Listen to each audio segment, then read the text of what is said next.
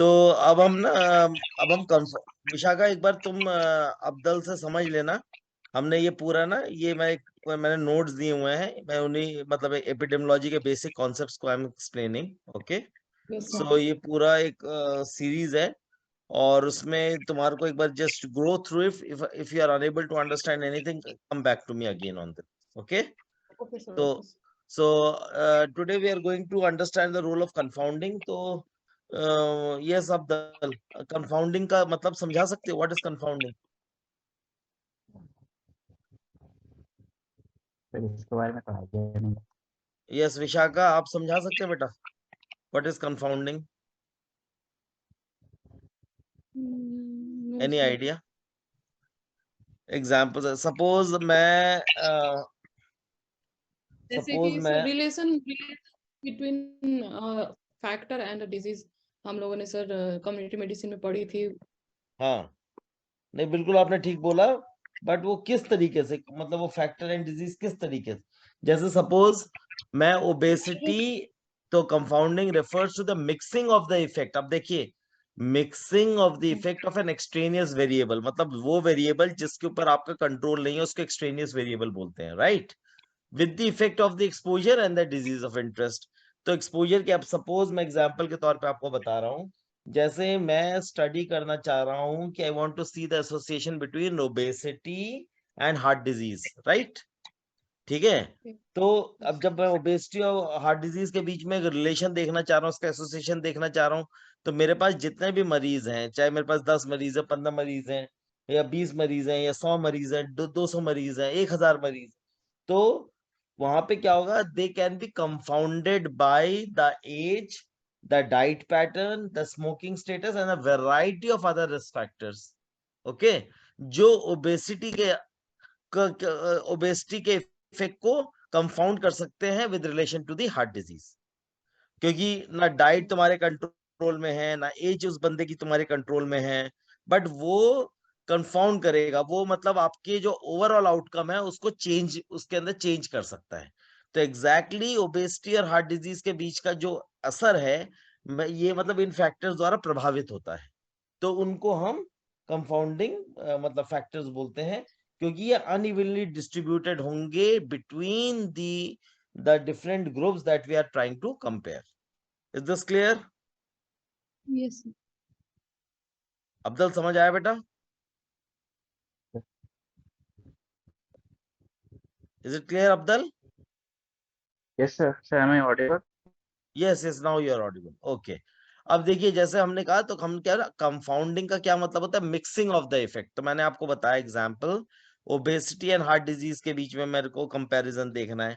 अब ओबेसिटी कैसे करके हार्ट डिजीज कॉज करती है, बट जो लोग हम ले रहे हैं वो बेशक एक ही ग्रुप के अंदर है, बट उनके अंदर क्या एज कुछ इफेक्ट ला रही है, उनका डाइटरी पैटर्न। अब एक आदमी शाकाहारी है, उसके बाद भी उसको हार्ट डिजीज हो रही है, पर वो मोटा है, और एक आदमी मांसाहारी है, उसके बावजूद भी वो मोटा है, और उसको वो भी मोटा है और उसके अंदर भी हार्ट डिजीज हो रही है। तो क्या डाइट का कुछ इफेक्ट उसके अंदर पड़ा, उसने उस चीज को क्या प्रभावित किया, या एज का कुछ असर पड़ा उसके ऊपर, या फिर कुछ और फैक्टर, स्मोकिंग स्टेटस का फैक्टर कुछ पड़ रहा है, तो इसको हम कंफाउंडिंग वेरिएबल्स बोलते हैं। तो confounding refers to the mixing of the effect of the extraneous variable.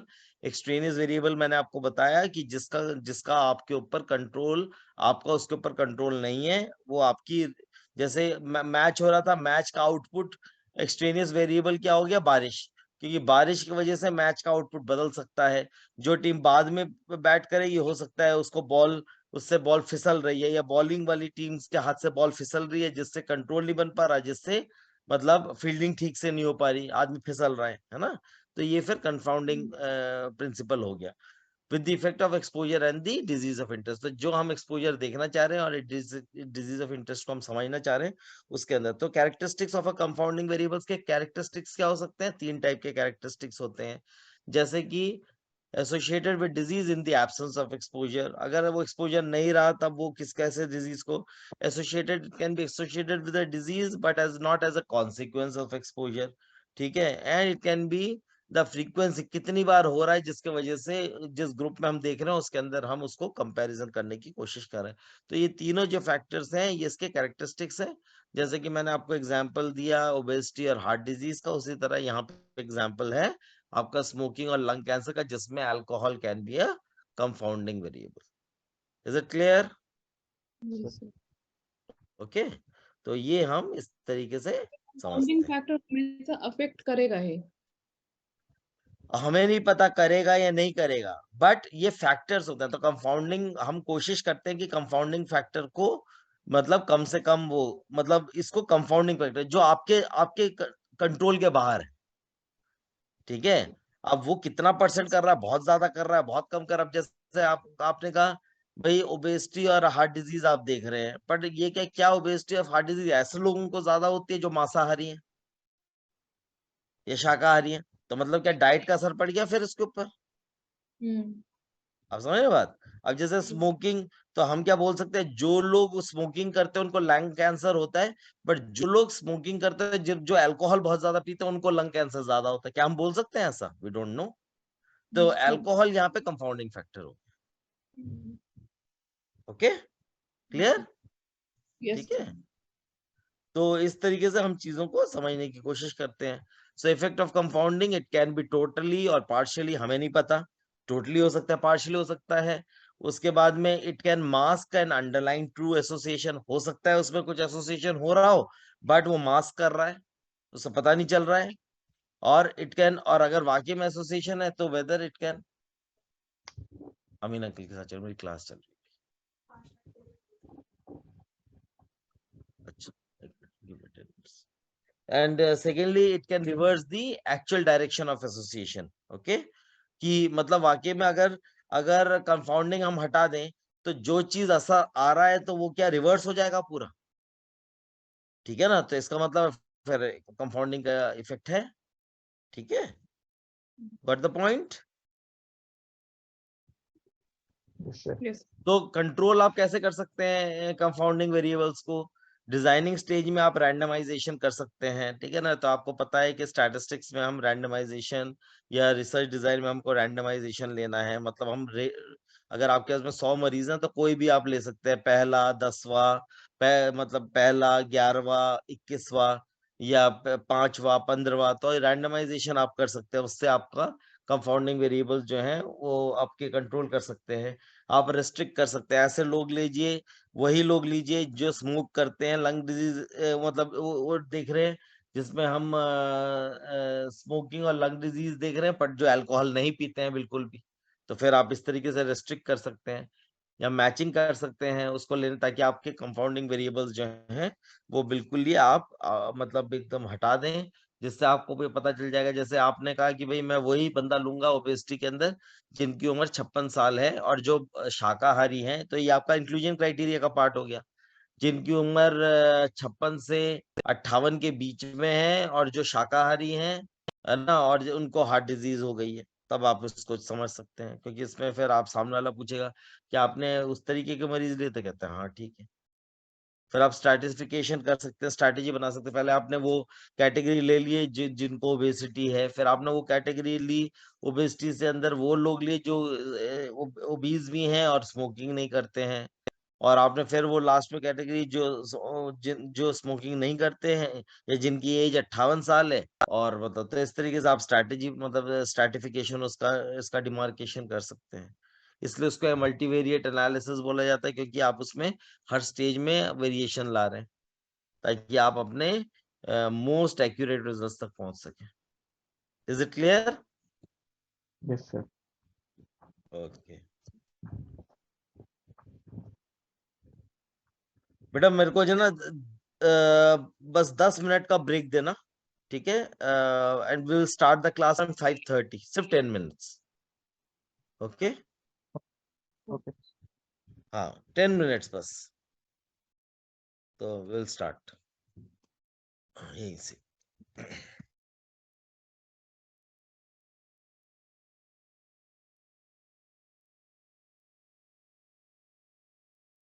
Yes, can we start? Yes, sir. Yes sir okay, sorry. अच्छा, तो उसके बाद हमने ये समझ लिया है, ये समझ आ गया कि how can we control the confounding variables, Yes, sir. कैसे हम कंट्रोल कर सकते हैं। Yes, sir.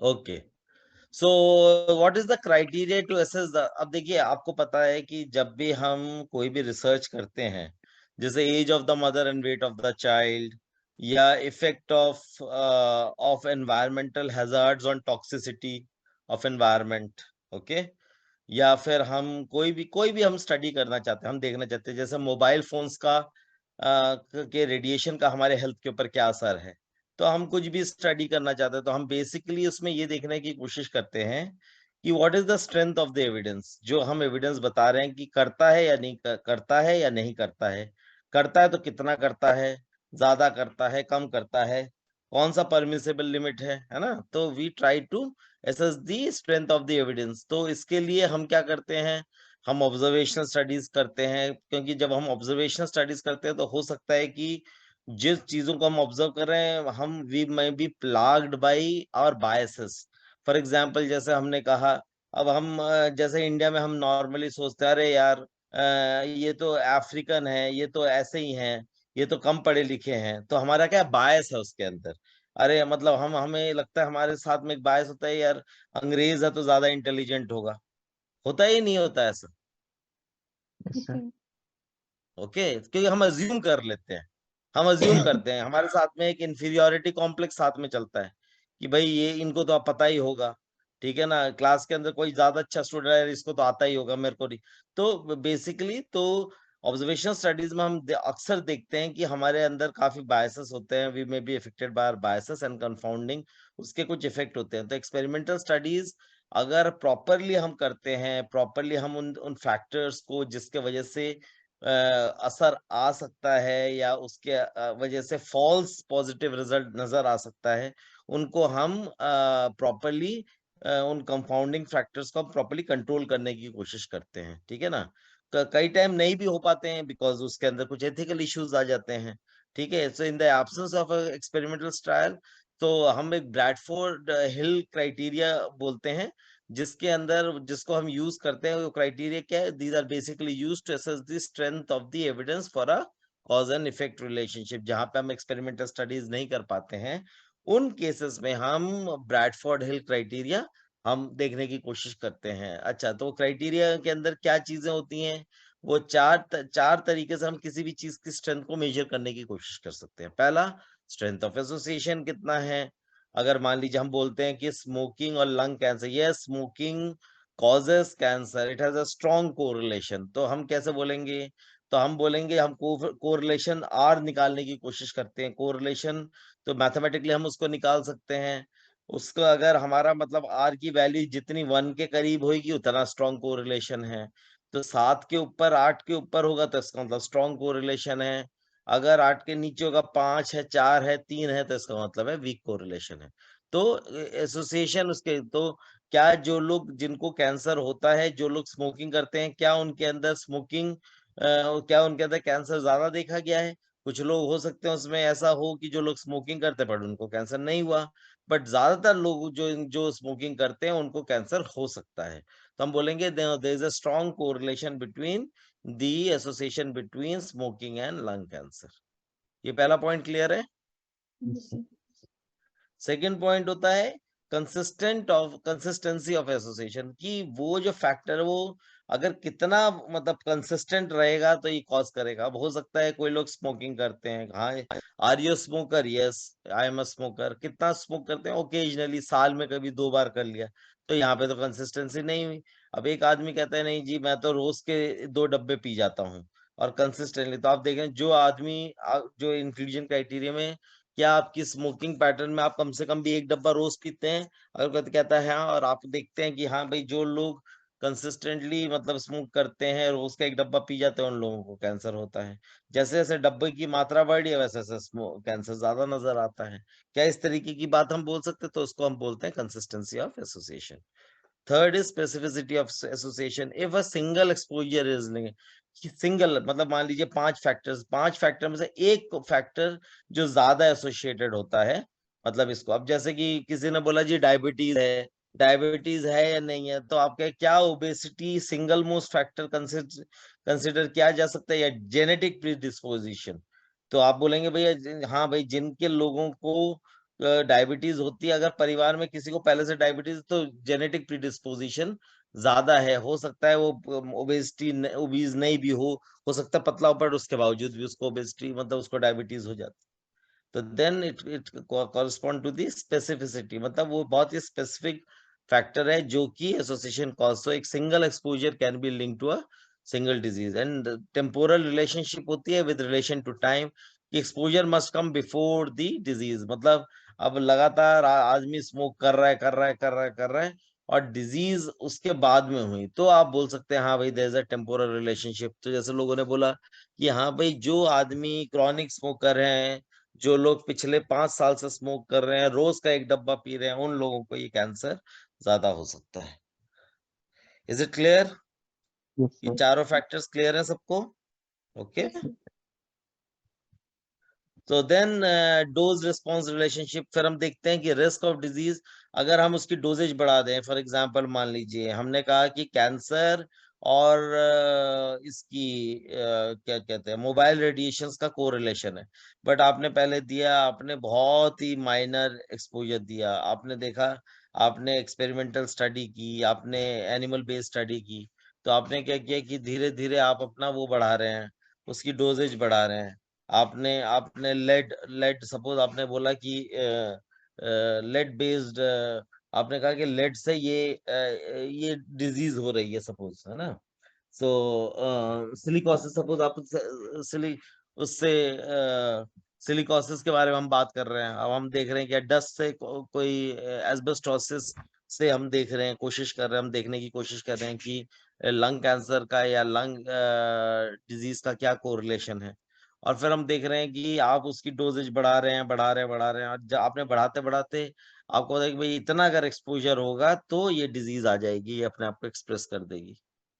तो उस तरीके से हम डोज रिस्पॉन्स रिलेशनशिप देखते हैं कि जब एक्सपोजर की how how much of exposure is can be correlated, तो परमिसिबल डोज कौन सी होती है। सिमिलरली जैसे हम हॉस्पिटल्स के अंदर करते हैं कि एक्सरे की कौन सी परमिसिबल मतलब वो है रेंज है जिसमें आप काम कर सकते हो, उसके बाद में आप रेडियो एक्टिव मटेरियल से आपको दूर रहना पड़ेगा।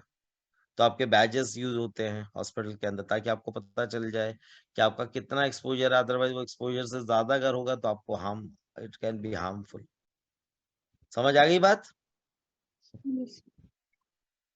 Then biological plausibility, knowledge of the association coherent with biology and descriptive epidemiology of the disease. Okay, तो आपको ये नजर आता है ठीक है, इसका है बायोलॉजिकल कनेक्शन है, ठीक है, कि देखा गया है कि अगर ये इस तरीके से कुछ हो रहा है, उसके अंदर कोई चेंजेस आ रहे हैं, हो सकता है माइटोकॉन्ड्रिया के अंदर चेंज आ रहा है, हो सकता है इसका जेनेटिक कंपोनेंट, हो सकता है डीएनए में चेंज आ रहा है, उसके वजह से तो आप ये पता करने की कोशिश कर रहे हैं कि ये चेंज आ रहा है तो ये डिजीज इस तरीके से एक्सप्रेस कर रही है।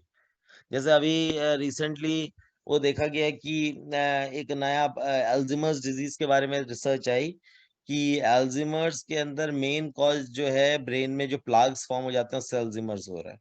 अब कौन सा जीन ऐसा था जिसके एक्सप्रेशन की वजह से ये प्लाग्स बन रहे हैं? तो साइंटिस्ट ने क्या किया, उस जीन के एक्सप्रेशन को ही चेंज करने की कोशिश की, उससे क्या हुआ, प्लाग फॉर्मेशन जो है वो डिले हो गया, तो उसके अंदर अल्जाइमर्स नहीं हुआ, इस उन लोगों के अंदर, मतलब वो प्रोलॉन्ग हो गया। तो ये एक बहुत अच्छा मतलब साइन था और break through you can say in the treatment of Alzheimer's. तो मतलब जीन के एक्सप्रेशन या रिप्रेशन से मतलब अल्जाइमर्स का कनेक्शन है, और कौन से ऐसे फैक्टर हैं जो उसके एक्सप्रेशन को जो है वो डिले कर सकते हैं या सप्रेस कर सकते हैं, तो नेचुरली फिर अल्जाइमर्स नहीं होगा, है ना? तो ये इस तरीके का, तो बायोलॉजिकल प्लॉजिबिलिटी को भी देखना बहुत जरूरी होता है इन सब चीजों में, कि एक्चुअली मैकेनिज्म ऑफ एक्शन क्या है, कौन सा ऐसा फैक्टर है, और जो सिर्फ एक्सपेरिमेंटल बेस्ड स्टडीज से ही पूरा हो सकता है। एंड देन रिवर्सिबिलिटी की, अगर आप उसको हटा ही देते हैं तो आपका जो कंडीशन थी वो आपका रिवर्स, फॉर एग्जाम्पल सपोज आप किसी ने बोला जी बंदे को डायबिटीज हो गई, उसका शुगर लेवल कितना चला गया, फास्टिंग में 219 250, एज उस बंदे की कम थी, 40 थी, 42 थी, 43 थी। अब वो डॉक्टर के पास गया, डॉक्टर ने कहा भैया सबसे पहले अपना सारी सफेद चीजें छोड़ दो, चावल छोड़ दो, आटा छोड़ दो, रोटी छोड़ दो, ये कर दो, सिर्फ वेजिटेबल्स खाओ। तो होगा क्या? तो आपने कहा कि ये, तो बंदे ने कहा कि भाई आपको कार्ब्स बिल्कुल नहीं लेने और आपको कीटोन डाइट पे आ जाना, मतलब प्रोटीन्स पे आ जाना है। तो प्रोटीन क्या करेगा? तो आपके इर्द गिर्द जो लिवर के इर्द गिर्द, अब दो ही फैक्टर है, या तो इंसुलिन बन नहीं रही है या इंसुलिन बन रही है और कम मात्रा में बन रही है, और इंसुलिन बन रही है सही मात्रा में बन रही है पर अपटेक नहीं हो पा रहा है।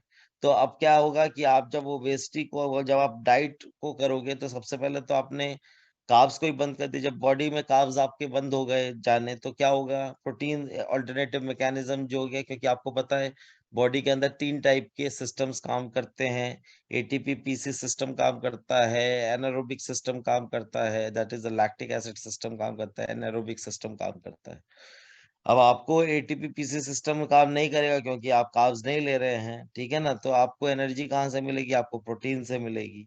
ओके, अब क्या हो रहा है कि बट इसके वजह से क्या हुआ कि जो इर्द गिर्द धीरे धीरे आपने बड़ी स्ट्रॉन्ग डाइटिंग की और आपने मतलब बहुत फिजिकल एक्टिविटी भी ठीक रखी, पर खाने का सबसे ज्यादा कंट्रोल किया, आपने अपना मन को मारा आपने, तो उससे क्या होगा कि आसपास जितना भी फैटी लिवर डेवलप हो रहा, फैट वगैरह थे या मसल्स के इर्द गिर्द फैट थे, वो एब्जॉर्ब होने शुरू हो गए, क्योंकि fat and proteins are trying to give the energy to the body for the formation of the ATP. और फिर क्या हुआ कि वो तो मतलब डाइट एक ऐसा फैक्टर है जिसने उस प्रोसेस को क्या है बिल्कुल रिवर्स कर दिया, और आप बिल्कुल डायबिटीज से न, मतलब प्री डायबिटिक स्टेज पे आ गए, और हो सकता है फिर साथ में आपने मेटफॉर्मिन भी दवाई ली। मेटफॉर्मिन क्या होता है? नॉर्मो ग्लाइसीमिक होता है, क्योंकि उसमें सीधा जो शुगर का जो इंडेक्स है वो बिल्कुल भी कम नहीं करता, और जबकि जो ग्लिप्लिसाइड और जितना भी आपका ओरल डायबिटिक ड्रग्स होती हैं वो सारा का सारा आपकी हाइपोग्लाइसेमिक होती हैं। तो इस तरीके से आप उसके, सो इज इट क्लियर? तो रिवर्सिबिलिटी भी उसके अंदर देख सकते हैं। Is it clear?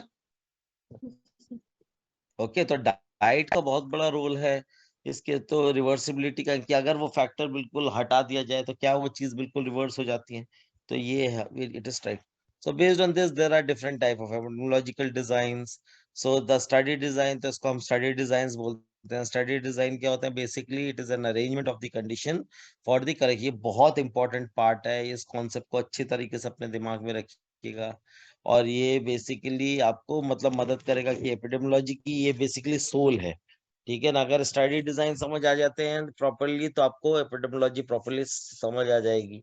तो ये बहुत इंपॉर्टेंट है। तो study design is the arrangement of the conditions for the collection. तो जो भी हम डेटा लेंगे वो हम किस तरीके से डिजाइनिंग करेंगे ताकि हम डेटा को उठा सकें, वो डेटा कितना रिलायबल है, कितना ऑथेंटिक है, वो किस तरीके की हमको इंफॉर्मेशन दे रहा है, ठीक है, उस इंफॉर्मेशन की वैल्यू कितनी है। तो ultimately what is the purpose of collective, what is the purpose of data? So I told you in the earlier classes as well, data has to be collected because data helps what does data do? Data has to be converted into information has to be converted into knowledge has to be converted into wisdom. Okay, so that is the purpose that we collect data, and this is a knowledge driven industry, this is a knowledge driven world. Knowledge जितनी ज्यादा होगी उतना आपके जो decisions होंगे वो उतना पुख्ता होंगे, उतने स्ट्रांग होंगे और इतने अच्छे डिसीजंस होंगे, और उसके वजह से आप अपनी चीजों को मैनेज कर सकते हो। Okay, you can get the answers for the same. So study design is the arrangement of the condition for the collection and the analysis of the data, है ना? कलेक्शन करना और एनालिसिस ऑफ डेटा को हम analysis कर रहे हैं, क्यों कर रहे हैं, किस पर्पज से कर रहे हैं? To provide the most accurate answer, ताकि हमको अपने सवालों के उत्तर मिल जाएं, to a question in the most economical way, जाकि वो ऐसा महंगा भी ना हो। पता हमको 10 मिनट 10 पॉइंट का फायदा हो रहा है पर उसमें हमने 1,000 रुपए लगा दिए, ऐसा भी नहीं होना चाहिए, ठीक है ना? वो इकोनॉमिकल भी होना चाहिए, वो रिप्रोड्यूसिबल भी होना चाहिए, वो ऐसा होना चाहिए जिससे इजीली वो चीजें मैनेज हो जाए। Okay, is it Yes, clear? sir. So based on the different types of the epidemiological study design, तो हमें पता है based on the, तो पहला अलग अलग क्राइटेरिया, नंबर 1 ऑब्जेक्टिव क्या है, फोकस क्या, हमारा रिसर्च क्वेश्चन क्या है, ठीक है? अगर हम बात कर रहे हैं कि हम डिस्क्राइब करना चाहते हैं who, when, where, how many, ये सब चीज हम, कि भाई कितने लोगों को कोविड हुआ, कहाँ पे कोविड हुआ, ठीक है ना, किस जगह पे हुआ, कौन वो लोग थे जिनको कोविड हुआ। तो फिर हमको ऑब्जर्वेशनल या डिस्क्रिप्टिव स्टडीज करनी चाहिए। अगर हमारा सवाल ये है कि कैसे हुआ और क्यों हुआ, तब हमको एनालिटिकल स्टडी करनी चाहिए। ओके, तो हु वेयर, तो अब वही है कि एपिडेमियोलॉजी का मतलब ही क्या है। वो गाना था, ये क्या हुआ, कैसे हुआ, कब हुआ, कहाँ हुआ, कैसे हुआ। तो भैया ये एपिडेमियोलॉजी है, उस गाने से आपको याद रहेगा। तो अगर आपका सवाल में ये हुआ कि कितने कितनों को हुआ, कहाँ हुआ, कैसे ना, क्यों, मतलब कहाँ हुआ और किस जगह पे हुआ, किसे किसे हुआ, तन the study will be descriptive study. और जब भी आपका सवाल हाउ एंड वाई पे आ जाएगा, तो आपको एनालिटिकल स्टडी की तरफ पढ़ना। Is it clear? ठीक है, समझ आ रहा है? विशाखा बोर तो नहीं हो रही? नहीं सर। ओके, चलो गुड। जब भी सर के ऊपर से जाने शुरू हो जाएगा, समझ नहीं आएगा, तो मेरे को तुरंत बताना है कि मेरा सर अब समझ नहीं आ रहा। ठीक है, ओके।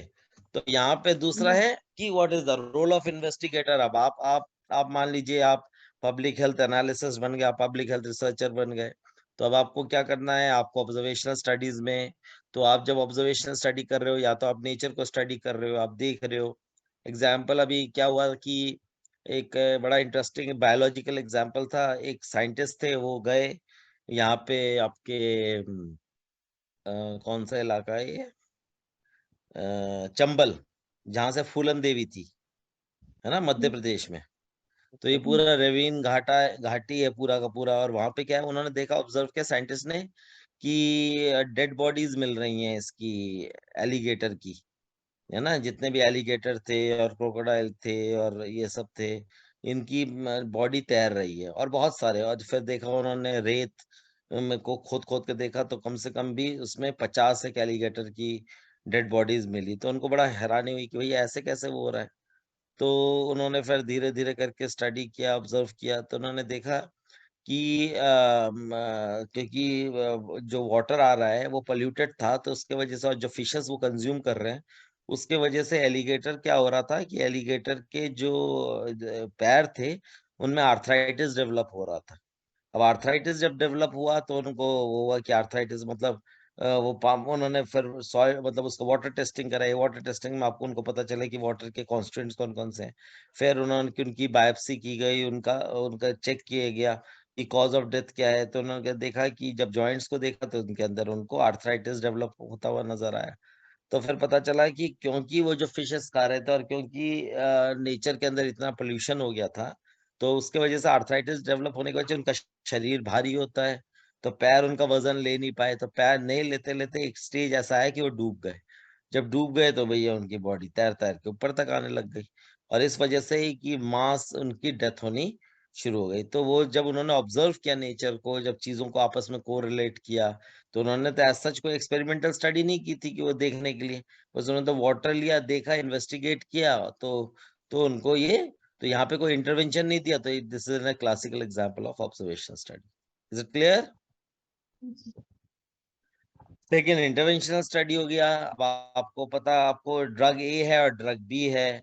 अब आपको नहीं पता कि ड्रग ए, अब जैसे पेशेंट ऑस्टियोआर्थराइटिस का पेशेंट आया, तो ड्रग है और ड्रग बी है। अब आपने हाइपोथेसिस किया, या तो ड्रग ए, आपका हाइपोथेसिस क्या था, A is equal to B, और A is not equal to B.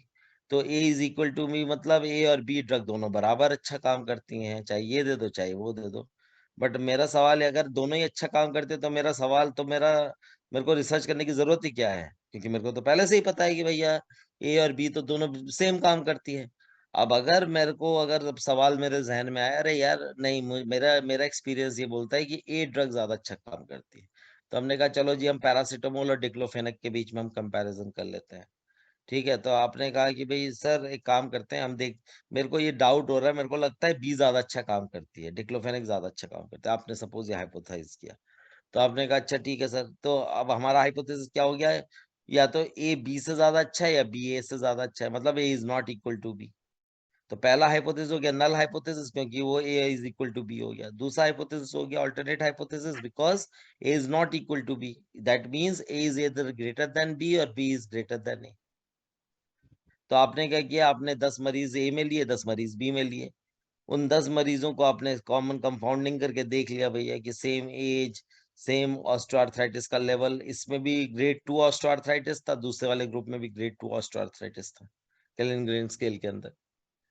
अच्छा, अब जब आपने मेजर कर लिया तो आपका पैरामीटर मतलब जो आउटकम मेजर्स थे आपने बोल लिया पेन, मतलब 0 मतलब बिल्कुल पेन नहीं और 10 मतलब बहुत सीवियर पेन। तो आपका पेशेंट नंबर 1 आया, आपने पूछा हाँ भाई माताजी कितना दर्द है आपको? कहते हैं बेटा बहुत दर्द है। भाई कितना? तो बोला 8, दूसरे वाले ने बोला 7, तीसरे वाले ने बोला 9, तीसरे चौथे वाले ने बोला 5।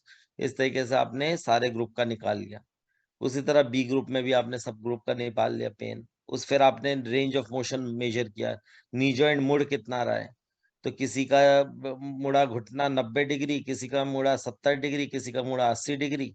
और इस मुड़ के आपने रीडिंग नोट कर ली। फिर आपने दवाई खिला दी, आपने कहा भाई इसको 5 दिन तक खाइए और फिर आइए मेरे पास में। 5 दिन बाद फिर ग्रुप ए के भी लोग आए, ग्रुप बी के भी लोग आए। ग्रुप ए के लोग में फिर आपने कहा हाँ जी माता जी अब बताइए घुटना कितना दर्द में आराम है? कहता बेटा बहुत आराम है। कितना? 0 मतलब बिल्कुल दर्द नहीं और 10 मतलब बड़ा ही सीवियर दर्द। तो बोला बेटा अब तो 3 आ गया है। तो पहले तुम्हारा वैल्यू थी 9, अब हो गई 3। इसी तरह आपने 10 के 10 मरीज का भी निकाल लिया, उनका फंक्शनल इंडेक्स निकाला और आपने उसका रेंज ऑफ मोशन मेजर किया। ये किया तो जब आपने सारी चीजें की तो उसका फिर हम इसका इन्फ्रेंशियल स्टैटिस्टिक्स लगा के फिर उसका हमने रिजल्ट्स निकाला। बट कहने का यहाँ में मतलब ये होता है कि जब हमने दोनों ग्रुप को फिर कंपैरिजन करेंगे तब हमारा रिजल्ट निकल के आएगा whether B is a better than a drug A और A is better than drug B, or we reject the alternate hypothesis and accept the null hypothesis, that is both A and B are equally effective. तो वो हमने experimental based study करके किया, क्योंकि यहाँ पे आप सैंपल साइज उठा रहे हैं, यहाँ पे आप पेशेंट्स को ले रहे हैं, उनको कुछ इंटरवेंशन दे रहे हैं, उनको फिर आप जरूरी नहीं कि आप इमीडिएटली रीडिंग ले रहे हैं। हो सकता है आपने 15 दिन बाद रीडिंग ली, हो सकता है आपने 5 दिन बाद रीडिंग लिया, हो सकता है आपने 2 दिन बाद रीडिंग लिया, हो सकता है आपने सेम डे डिफरेंट टाइम पे reading. Then it will be called as an interventional or an experimental study. Is it clear? Yes, sir. Okay. कौन जुड़ा है भाई? और okay, Shivam is there. Yes, Shivam, how are you?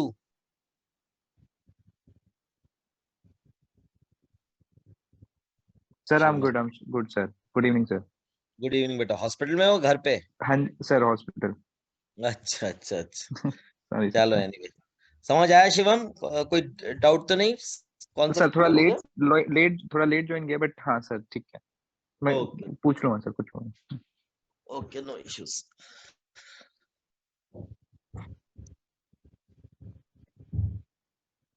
फिर then based on the timing हम कर सकते हैं।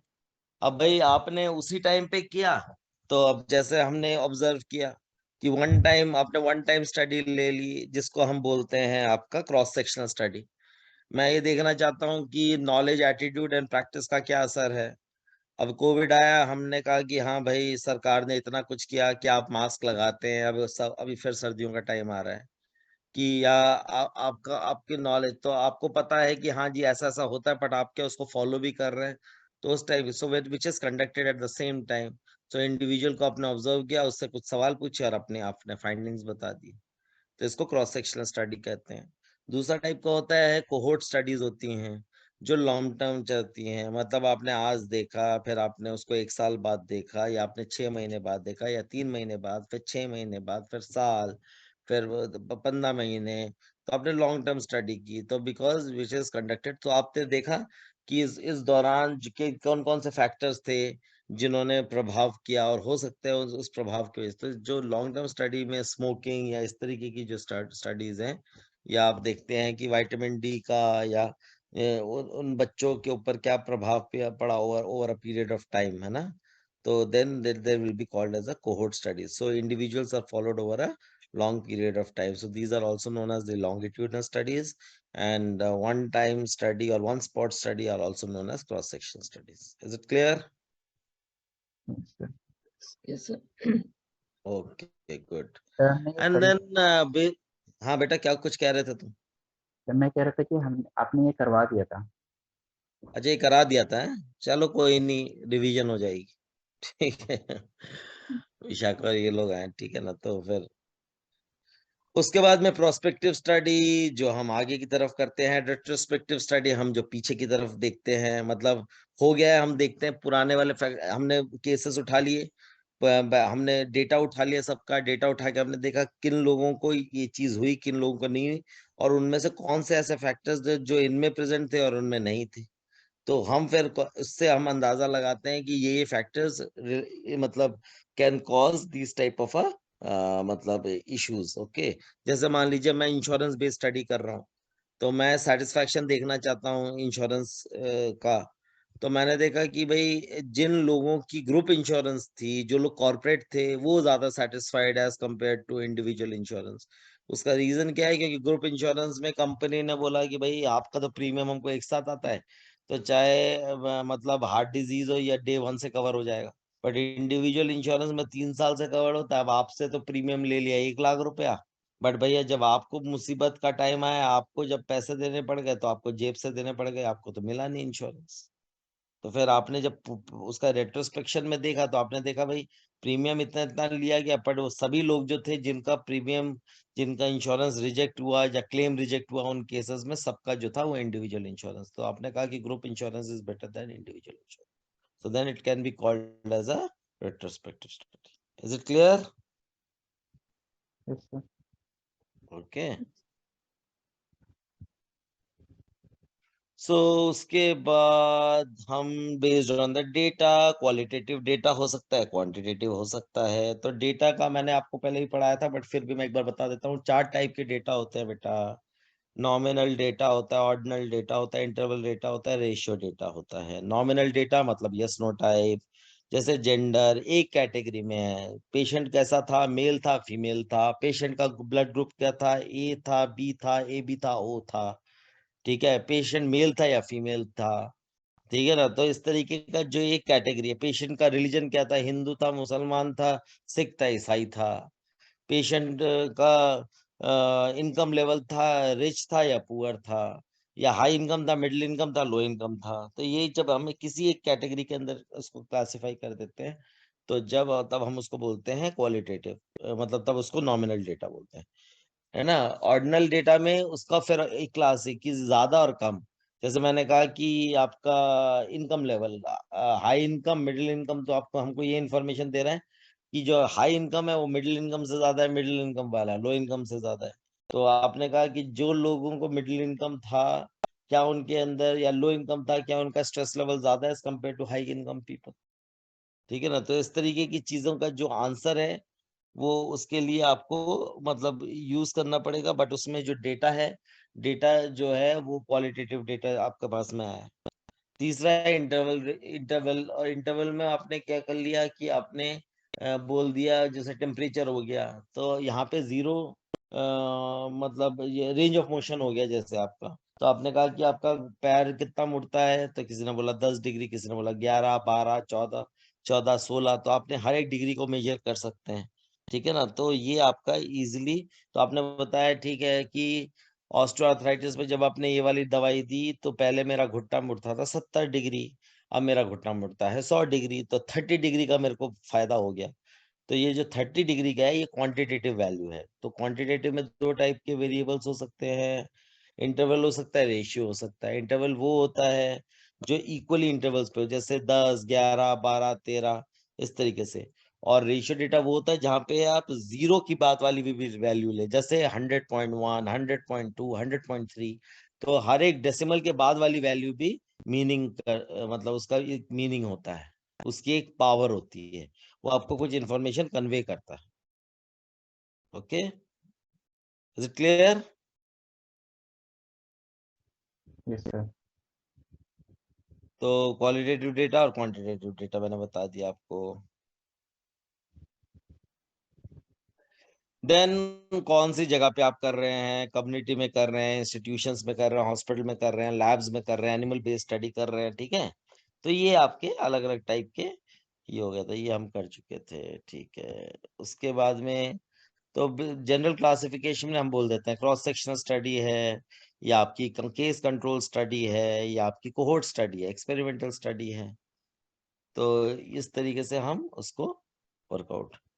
ये अब्दुल हम कर चुके थे है ना सारा, we have covered all. Cross section study में बता चुका हूँ। जी सर। ये कर दिया था हमने क्रॉस सेक्शन, या दूसरी वाली हमने, मेरे ख्याल से पावर पॉइंट दूसरी वाली थी ना हमारी दूसरी वाली पावर उसमें। पॉइंट। हाँ ठीक ठीक, चलो एनीवे, तो नेक्स्ट क्लास से हम फिर यहाँ से शुरू करेंगे। स्लाइड नंबर ये याद रखना बेटा 108 से, ठीक है। तो ये मैं एक बार रिवाइज करा दूंगा तुमको पूरा, और 150 ये मेरे ख्याल से, और मैं 2 क्लासेस में या 2 या 3 क्लासेस में इसको खत्म करा दूंगा 108। ओके चलो, we'll meet in the next class, right? Okay. और बाकी क्लासेस ठीक चल रही हैं आपकी? जी सर, आज से एक नई क्लास शुरू हुई। हैं? आज एक नई क्लास शुरू हुई है नए सब्जेक्ट की। अच्छा, कौन ले रहा है, कौन पढ़ा रहा है? अमन। अमन, डॉक्टर अमन। डॉक्टर अमन पढ़ा रहे हैं, ओके ओके, चलो राजीव गांधी में अमन सर, ठीक है, बढ़िया है, गुड, ठीक है। तो ठीक से कौन सा सब्जेक्ट शुरू किया अमन सर ने? उन्होंने आज हेल्थ केयर लिया, हमारा हेल्थ केयर का क्लास था। नहीं नहीं, सब्जेक्ट का नाम क्या है? सर सब्जेक्ट का नाम है उनका hospital based health care. Hospital based health care scenario, okay okay, hospital based scenario, okay, ठीक है ठीक है ठीक है, ओके, मैं तौफीक से एक बार बात कर लूंगा, ठीक है। समझ आ रहा है ना, कोई दिक्कत तो नहीं हो रही है? तो एक बार ओवरऑल, और जो बुक्स सबको मिल गई हैं? मिल गई सर। ठीक है, उसको बेटा पढ़ते रहना पैरेलली, ठीक है। और अपना ट्रेनिंग व्रेनिंग करके चीजों को कॉन्सेप्ट दिमाग में बैठा लो अच्छे तरीके से। जितना थ्योरेटिकल और प्रैक्टिकल को साथ में लेके चलोगे उतने फंडामेंटल स्ट्रांग बन जाएंगे। एक बार फंडामेंटल स्ट्रांग बन जाएंगे फिर कोई घबराने की जरूरत नहीं, फिर you can do anything, okay. तो और जहां पे भी आपको कुछ दिक्कत नजर आएगी तुरंत मेरे को बताना, मेरा सर यहाँ पे हमको इश्यूज आ रहे हैं, नहीं समझ आ रहा है, okay. So I will try to resolve the matter. Okay, bye, see you, take sir care, okay.